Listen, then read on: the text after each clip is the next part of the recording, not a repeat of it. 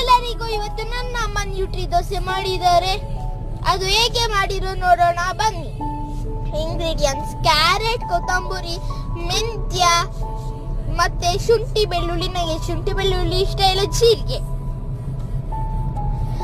ಒಂದು ಬೌಲಿಗೆ ರವೆ, ಕಡಲೆ ಹಿಟ್ಟು,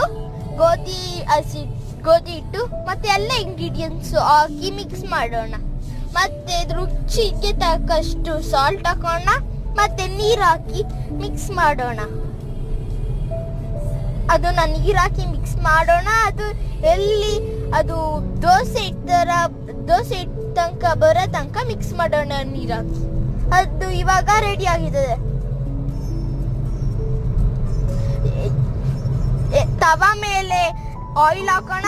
ಮತ್ತೆ ನ್ಯೂಟ್ರಿ ದೋಸೆ ಹಿಟ್ಟನ್ನ ಹಾಕೋಣ.